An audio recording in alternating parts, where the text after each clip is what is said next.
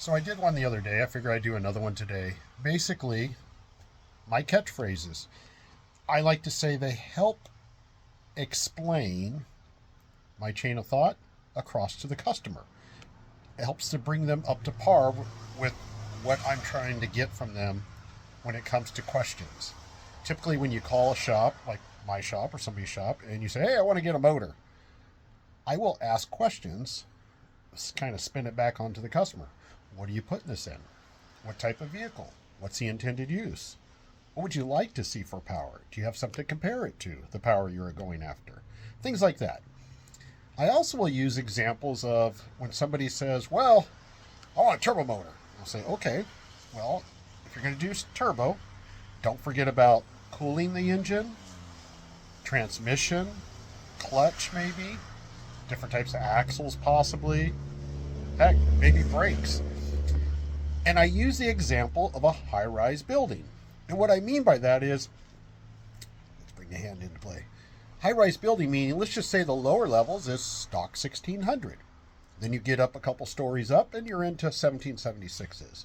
And then maybe 1776s with dual carbs. And then you start getting up into 1915s, up to 2110s, blah, blah, blah. And then you get up into, who knows, high compression applications. And next you know, you're getting into nitrous and turbocharging and stuff like that. Next you know, you're 60, 70 floors up and you're talking about these things. Now, what's the difference between all this besides the difference in the motors and combos?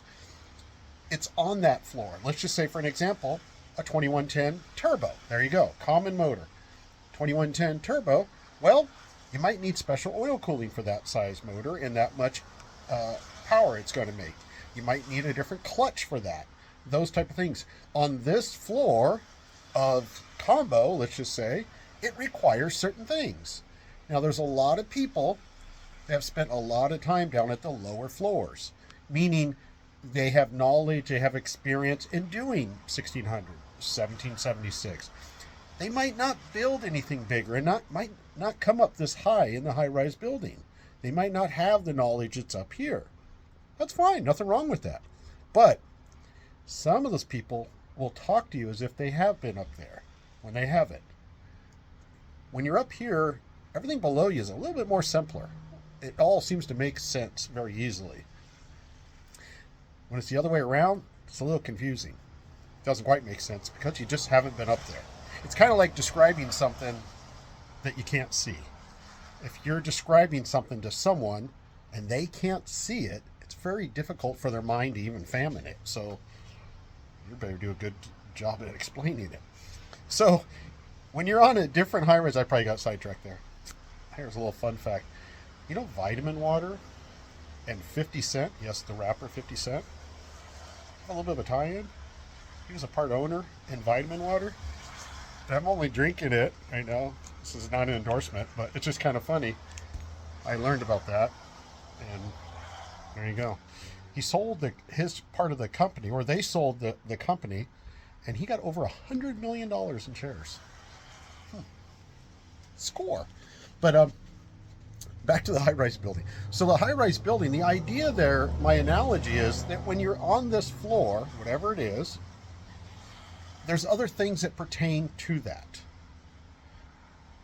When you know those things, it makes it easier. When you don't, you might only do onesie-twosie things.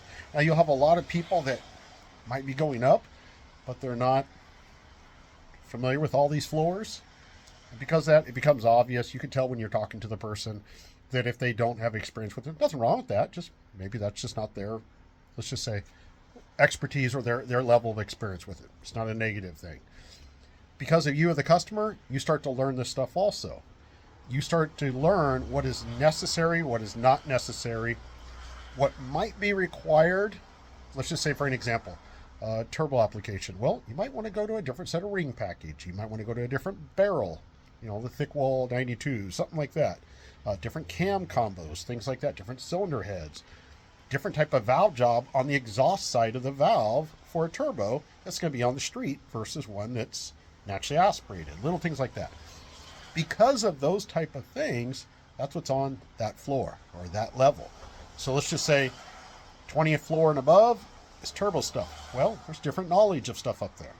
because of that stuff there, it's your job as a customer to call the places that have experience in doing that, that help you and ask all the questions from you while you're asking questions from them. You won't be calling up going, hey, how much for a turnkey turbo motor? We're going to flip it back on you. We want to see what you are expecting out of this. Because if you call and go, oh, I just want a daily driver, nothing crazy. I was just taking like 600 horse, you know.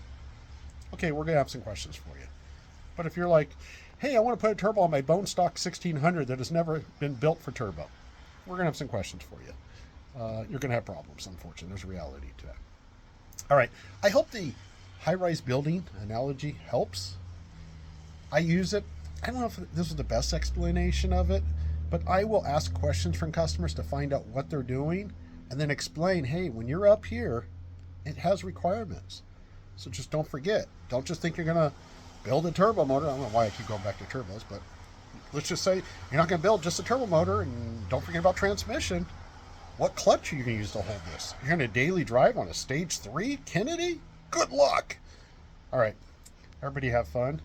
If you have any questions or if you have ideas, leave them in the comments down below. Try to be nice, everybody. Geez, some of you. Have fun. Bye.